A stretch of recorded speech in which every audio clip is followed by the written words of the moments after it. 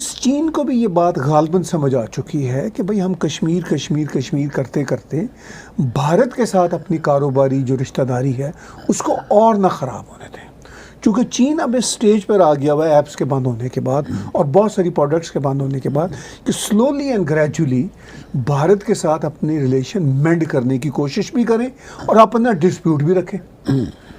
یہ دو بڑے ہی مشکل معاملات ہیں۔ دیکھیے ڈاکٹر صاحب، ڈسپیوٹ تو پہلے بھی چلا ہی آ رہا ہے۔ نہیں، ڈسپیوٹ تو پرسنل ڈسپیوٹ کی ہم بات کر رہے ہیں نا، نہ کہ کشمیر کی۔ وہ جو ڈسپیوٹ ہے وہ تو ان کا جی، لیکن ڈاکٹر صاحب کشمیر بھی بھارت کے ساتھ ڈسپیوٹ کا ایک اینگل ہے، چائنا کے مائنڈ میں۔ بالکل چائنا کا ہے ایک معاملہ، چونکہ کشمیر کے معاملے میں ڈاکٹر صاحب یہ ایک ریالٹی ہے کہ 3 پارٹیز ڈائریکٹ یا انڈائریکٹ بن چکی ہوئی ہیں۔ اب مطلب پاکستان اور بھارت ہی نہیں ہے، چین بھی ایک پارٹی ہے۔ نہیں، مطلب چین کا جو ہے اس کی جو آنکھ ہے لداخ کے اوپر، جی، that is the only reason, یا اس میں پاکستان کے ساتھ مل کے وہ اکسائی چین ان کے پاس چلا جا چکا ہوا ہے۔ میں وہی کہتا ہوں نا، لیکن بھارت تو تسلیم نہیں کرتا نہ کرے، وہ تو ان کے پاس چلا گیا، وہ تو آنا نہیں۔ ڈسپیوٹ تو یہی ہوتا ہے نا، ڈسپیوٹ یہی ہوتا ہے کہ who cares، کہ مطلب وہ ایک پارٹی کہتی ہے I don't care، رائٹ، ٹھیک ہے، تو وہ ڈسپیوٹ تو ہے۔ تو کشمیر کے ڈسپیوٹ میں چائنا بھی شامل ہے، چاہے وہ غلط ہے یا ٹھیک ہے، لیکن چائنا بھی ایک پارٹی تو ہے اس میں، لداخ بھی کشمیر کا ہی حصہ ہے، رائٹ، ٹھیک۔ تو لیکن چائنا اس ڈسپیوٹ کے باوجود پاکستان کی طرح بھارت کے ساتھ بہیو 65 کے بعد نہیں کر رہا تھا، 62 کی وار کے بعد اور 2-3 سال کی جو بڑی شدید ٹینشن تھی، لیکن پھر انہوں نے اس پر بہیو کرنا شروع کر دیا۔ دوغلام کا واقعہ آپ کے سامنے ہے، پھر یہ جو ابھی ہوا ہے اسٹینڈ آف بڑا خطرناک والا۔ تو اب چین تو اس چکر میں ہے کہ میں اپنے اقتصادی جو انٹرسٹ ہے اس پر کتنا ہرٹ لے سکتا ہوں۔ انہوں نے دیکھ لیا کہ ہماری یہ جو تھریش ہولڈ ہے بھارت کے ساتھ اتنا ہی تھا، چونکہ ہم اکنامک سیٹ بیک افورڈ نہیں کرتے، یہ مطلب چین نے کہا نہیں لیکن ان کے بیہیویئر سے لگ رہا ہے۔ تو میرا خیال ہے اسی بیہیویئر کی وجہ سے وہ اس بار کم از کم سٹیٹمنٹ کی حد تک نہیں آئے۔ نہیں، پر دیکھیے طاہر صاحب، بات یہ ہے کہ انہوں نے سٹیٹمنٹ چلو کشمیر کے ایشو پر نہیں دی، لیکن جس طریقے سے وہ ریلیشن شپ کی بات کرتے ہیں چائنا کے ساتھ، اس کا افیکٹ تو ڈیفینیٹلی انڈین سب کنٹیننٹ پہ پڑتا ہے، اور انڈین جو پولیٹیشنز ہیں، جو تھنکرز ہیں، یا جو ہمارے فارن منسٹر ہیں، ان کی تھنکنگ پر بھی یہ پڑتا ہے افیکٹ الٹیمیٹلی، کہ چائنا کے ساتھ ان کی اتنی جو کلوزنس ہے وہ 2 چیزیں کرے گی۔ ایک تو یہ کہ جو ہتھیار رشیا سے جو اب امریکہ سے نہیں مل رہے چائنا کو، وہ اب چائنا سے وہ لے سکتے ہیں، جی ہاں جی، اور اس طریقے سے وہاں پر پھر گڑبڑی جو ہے وہ کریٹ کر سکتے ہیں، ہاں جی، کشمیر میں اپنے علاقوں میں ٹریننگ دے کر۔ اب وہ جو یہ جو ایشو ہے نا جی، یہ بڑا سیریس ایشو ہے۔ ڈاکٹر صاحب دیکھیے، بات یہ ہے کہ پاکستان کو کب پابندی رہی ہے چین سے ہتھیار لینے کی؟ وہ پابندی تو کبھی نہیں رہی۔ نہیں، وہ تو مطلب جب چاہے لے سکتے تھے اور لیتے رہے ہیں، اس میں تو ان کو تو کوئی دقت ہی نہیں تھی، ٹھیک ہے۔ لیکن اچھا، دوسرا مسئلہ یہ ہے کہ جو چین کے ساتھ جو پیار کی پینگوں کی باتیں ہیں وہ پاکستان کی طرف سے زیادہ ہوتی ہیں، چین کی طرف سے تو کم ہوتی ہیں۔ چین کا یہ ریٹرک اتنا نہیں ہوتا، ہمیں یہ بات سمجھنی ہوگی۔ یہ تو پاکستان روز کہتا ہے نا، چونکہ پاکستان کو اور کیا کہنا ہے، دنیا میں اب رشتے ان کے بہت کم ہو گئے ہیں، تو وہ تو پاکستان کہتے ہیں کہ چین سے ہماری بڑی دوستی ہے۔ چین کبھی کہتا ہے، لیکن ان کی لینگویج وہ نہیں ہوتی جو پاکستان کی لینگویج ہوتی ہے۔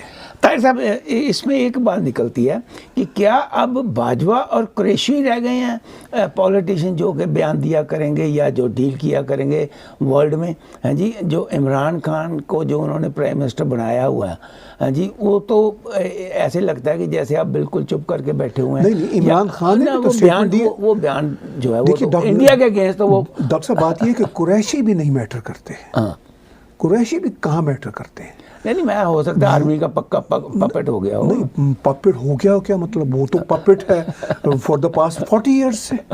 وہ تو پیپلز پارٹی کی سرکار میں، مشرف کی سرکار میں، جس میں بھی ہوتا تھا تو وہ تو پپٹ ہی ہوتا تھا آرمی کا۔ تو وہ تو کوئی نئی بات تھوڑی ہے.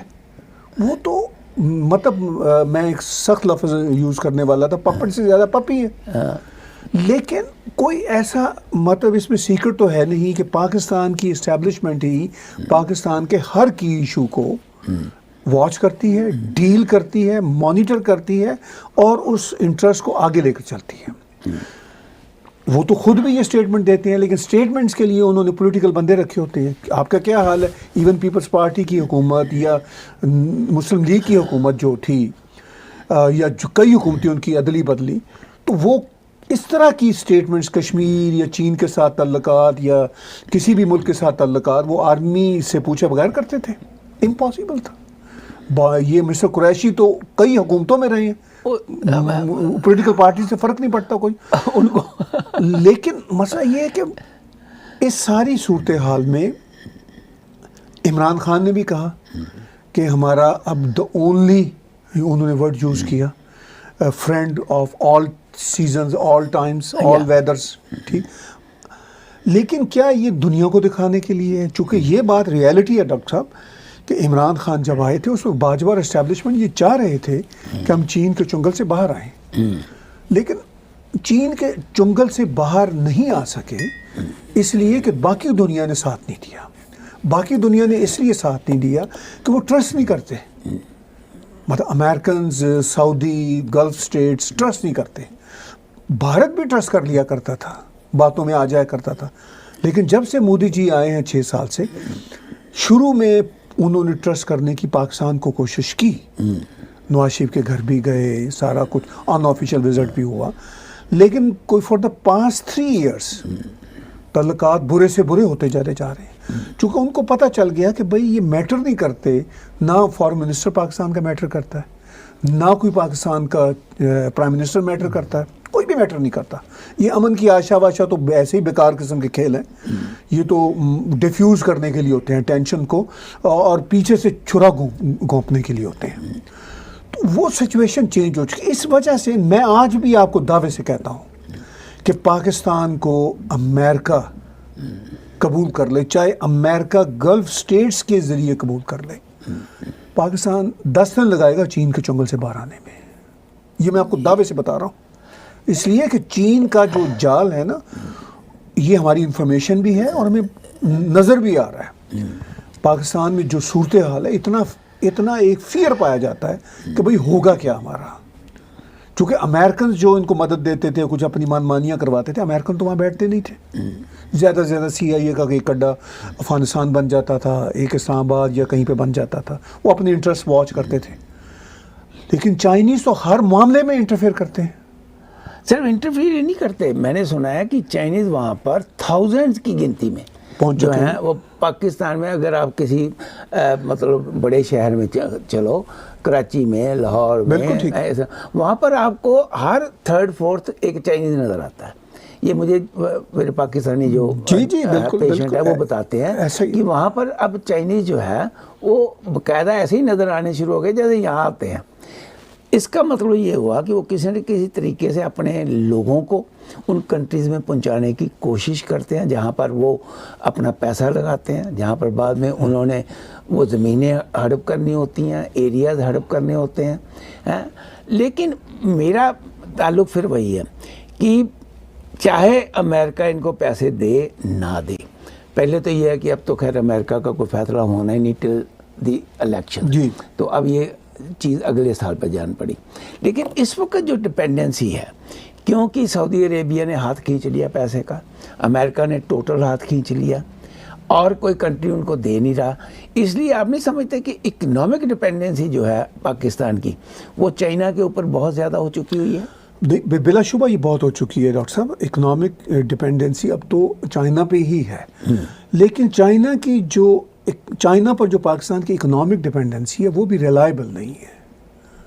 چونکہ وجہ یہ ہے کہ چائنا ابھی اپنے پرانے لونز کے انٹرسٹ بھی واپس لینا چاہ رہا ہے, صرف انٹرسٹ. تو جو پیسہ دے گا چائنا وہ اور لون چڑھے گا. ان کی لون کی پرسنٹیج بھی بہت ہائی ہے, اور اسی لون میں سے وہ کہیں گے کہ ہمیں اپنا انٹرسٹ تو کم سے کم دو نا واپس. تو ان کی ڈپینڈنسی اور بڑھے گی. یعنی یہ اور شکنجے میں پھنسیں گے، اور پھر ان کے پاس دوسرا آلٹرنیٹ کوئی نہیں ہے. اب جیسے سعودیوں نے ان کو پیسہ دیا ہوا تھا تو کوئی وہ بہت ہی لو انٹرسٹ ریٹ تھا، اور یہ بھی انفارمیشن بتاتے ہیں کہ انہوں نے پیسہ واپس مانگتے ہوئے اس انٹرسٹ کی بھی نہیں بات پرواہ کی. کی. ٹھیک ہے، تو یہ کام چائنا نہیں کرتا. چائنا کہے گا کہ بے شک اپنا لون اپنے سر پہ ہی رکھو، انٹرسٹ تو دو نا، چونکہ وہ جسے کہتے ہیں پنجابی میں اپنی انگلی گچی دوتے رکھے گا. ٹھیک ہے نا. تو جس طرح جیسے ہمارے مہاجن تھے نا جی پرانے زمانے میں، جی ولیجز میں ہاں. جو مہاجن ہوتے تھے وہ یہی کرتے تھے کہ ہمیں آپ سود دیتے رہیے، وہ پیسہ وہیں کا وہیں رہے. اگر 100 روپیہ لیا ہے تو سود وہ 1000 لے لیتے تھے، جی جی بالکل ٹھیک. اور 100 پھر کھڑا. ہاں ٹھیک ہے. اور کل کو اگر وہ 100 سے دھندا چل رہا ہوتا تھا نا. نہیں دے سکا تو وہ اپنا ان کا مکان زمین جو ہے وہ ہڑپ کر لیتے بالکل تھے. ٹھیک. تو اسی طریقے سے اب کہیں چائنا کی یہ فلاسفی جو ہے